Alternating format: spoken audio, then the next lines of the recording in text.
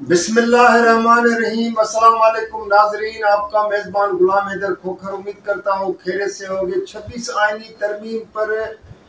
फौजी अदालतों के सजाओं पर मुस्लिम लीग नून किस हवाले से बज़द है और सुप्रीम कोर्ट के सीनियर जजेस पर मुश्तमिल आईनी बेंच पर पीपल्स पार्टी JUI का इत्तेफाक होने के साथ साथ PTI क्या अपना मौक़िफ़ अख्तियार करती है, इस हवाले से आप लोगों के साथ बातचीत तज़िया पेश करने से पहले तमाम नाजरीन से रिक्वेस्ट है कि आप इस वीडियो को लाइक भी कीजिएगा, शेयर भी कीजिएगा, सब्सक्राइब के साथ कमेंट ज़रूर भेजा करें और इस वीडियो को आप फेसबुक यूट्यूब पर भी फॉलो कर सकते हैं। जैसा कि नाजरीन मुसलसल हम आपको इस हवाले से बातें बताते आ रहे हैं कि 26वीं आईनी तरमीम पर जिस तरह हुकूमत ने तेज़ी दिखाई थी और गुज़श्ता रात को नवाज शरीफ की जानिब से जाती उमरा में जो डिनर दिया गया था, खाना दिया गया था, जिसमें सदर आसिफ जरदारी, बिलावल भुट्टो, मौलाना फजल रहमान, वज़ीर आज़म शहबाज शरीफ और दीगर ने शिरकत की थी, तो उस हवाले से जो ज़राए से मालूम हुआ है कि वहाँ पर सुप्रीम कोर्ट में अलहदा आईनी अदालत के क़याम के हवाले से तो बात हुकूमत की नहीं चल सकी और मौलाना फजल रहमान ने पीपल्स पार्टी को भी कायल करने में कामयाब हो गए। इवन हुकूमत मुस्लिम लीग नून को भी इस हवाले से कायल कर लिया कि सुप्रीम कोर्ट के अंदर से 5 सीनियर जजों पर मुश्तमिल एक आईनी बेंच तश्कील दिया जाएगा जो आईनी केसेस के जो है वो उनको समाअत करेगी। लेकिन जब मुस्लिम लीग नून की जानिब से फौजी अदालतों से सजाओं को किसी और फोरम पे चैलेंज करने का जब मामला आया तो मुस्लिम लीग नून का ये था कि किसी भी फोरम पर उन फौजी अदालतों की सजाओं को चैलेंज नहीं करना चाहिए, जिस पर पीपल्स पार्टी और JUI की क़यादतों बिलावल भुट्टो जरदारी और मौलाना फजल रहमान ने वाज़ेह मौक़िफ़ इख्तियार किया कि ये एक इंसानी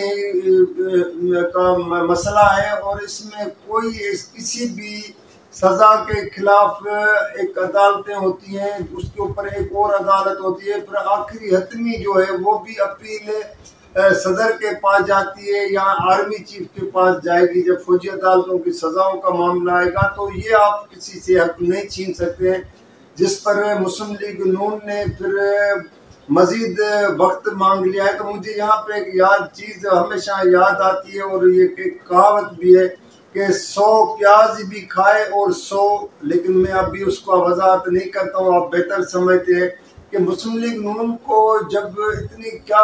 एक भागड़ दौड़ थी कि वो आईनी तरामीम पर मुसलसल भागे जा रहे थे, यहाँ तक कि जब शुरू में तरामीम के हवाले से ड्राफ्ट न हुकूमत को पता था न किसी और जमात को पता था, लेकिन हुकूमत हवा में जो बातें उड़ा रही थी और नतीजा यही निकला है कि जो है ना वो कहते हैं ना कि ज़मीन पे फेंका फिर खुद ही चाटा। तो अब हुकूमत को ये दर्द सर्द बन गया है। एक तरफ हुकूमत के पास न सेनेट में मेजॉरिटी है न नेशनल असेंबली में आईनी तरामीम के हवाले से, लेकिन अब साथ में जो आज का इजलास नेशनल असेंबली सेनेट का जो हंगामी इजलास बुलाया था, अब वो भी इजलास एक मरतबा फिर जो है ना रूटीन पे चले गए हैं, काबीना का इजलास मुलतवी हो गया है। तो अब मजीद कहा जा रहा है कि इस पे मुशावरत होगी। अब मौलाना फजल रहमान को ये टास्क दिया गया है कि वो PTI की क़यादत से जो है रब्ता भी करे, ये जो बाहर है जेल से, यानी बैरिस्टर गौहर और दीगर के साथ। तो अब मौलाना फजल रहमान की, जब मैं आपसे ये बात शेयर कर रहा हूँ तो मौलाना फजल रहमान की PTI के लोगों के साथ मुलाकात शुरू होने वाली है। अब देखना है कि PTI वाले इस हवाले से क्या मौक़िफ़ रखते हैं। ज़ाहिर है PTI वाले फौजी अदालतों के क़याम के हक़ में भी नहीं है और फिर उसकी सज़ाएँ जो होंगी फौजी अदालतों में वो तो बिल्कुल उनको काबिल कबूल नहीं होगी। उधर जो बिलावल भुट्टो जरदारी ने मुस्लिम लीग नून को ये वाज़ेह कर दिया है कि मैं मौलाना उसके साथ जो है एक ज़बान कर चुका हूँ तो मैं उसके पीछे नहीं हटूँगा। तो اب حکومت کے لیے ایک چیز جو ہے وہ اتنا ایک ان کے لیے بھیانک ہو گئے. ایک تو چیف جسٹس قاضی فائز عیسیٰ جو اب چند روز کے بعد 25 کو وہ ریٹائر ہو کے چلے جائیں گے. ایک تو اس کے لیے جو اتنے لوگوں نے مسائل کھڑے کر دیے, اس کو اتنا اوپر لے کے گئے تھے, اس کو بتایا گیا تھا کہ آپ کو جو ہے ایک آئینی عدالت کا سربراہ بنائیں گے. اب اس کا بھی معاملہ لگ رہا ہے کہ پتہ ختم ہو گیا ہے. جسٹس منصور علی شاہ پہ مسلم لیگ نون کے اندر کہا جا رہا ہے کہ 2 آ رہا ہے. ایک وہ ہے جو کہتے ہیں کہ ہمیں اس کے ساتھ بنا کے رکھنے چاہیے اور چیف جسٹس اس کو بننا چاہیے, اس کا نوٹیفیکیشن 25 سے پہلے کرنا چاہیے. لیکن ایک اور گروپ ہے جس میں خواجہ آصف جو ڈیفنس منسٹر ہے, کہا جاتا ہے کہ کسی حد تک نواز شریف کا بھی موقف خواجہ آصف سے ملتا جلتا آ رہا ہے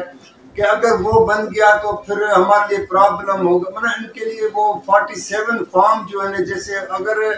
آپ لوگ سمجھتے ہیں کہ آپ جینین طریقے سے 8 فروری کے انتخابات میں کامیاب ہو گئے ہیں اور مسلم لیگ نون کو یہ مینڈیٹ ملا ہے تو پھر تو گھبرانے کی بات نہیں ہے. لیکن اگر آپ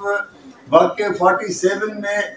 کوئی کچھ اور لوگوں کی مدد کے ساتھ آپ جیت کے آ گئے ہیں, آپ کو جتوایا گیا ہے, تو پھر تو یہ ظاہر ہے کہ پنڈورا باکس کھلے گا, اور کھلے گا تو پھر اس کے نتائج تو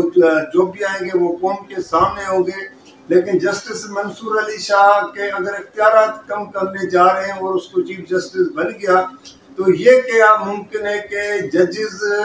اپنے چیف جسٹس کے خلاف کسی حوالے سے بھی نہیں جا سکتے ہیں, کیونکہ اب وہ سجاد علی شاہ والا دور یا کسی اور کا وہ نہیں رہا ہے. اب دنیا بدل چکی ہے. ججز کا موڈ آپ نے دیکھا ہے, جو سپریم کورٹ کے جو 8 رکنی بینچ پہلے ہی جو ہے پی ٹی آئی کے حق میں جو ریزرو سیٹیں خواتین مینارٹی کی نشستوں کے حوالے سے وہ جو فیصلہ دے چکے ہیں, تو اب حکومت کے لیے کافی جو ہے ایک لمحہ فکریہ بھی آپ کر سکتے ہیں, اور ہر آنے والا دن ان کے لیے پریشانی کا باعث بنے گا. ناظرین آج کے لیے اتنا, اگلی ویڈیو تک کے لیے اجازت دیجیے گا. اللہ حافظ.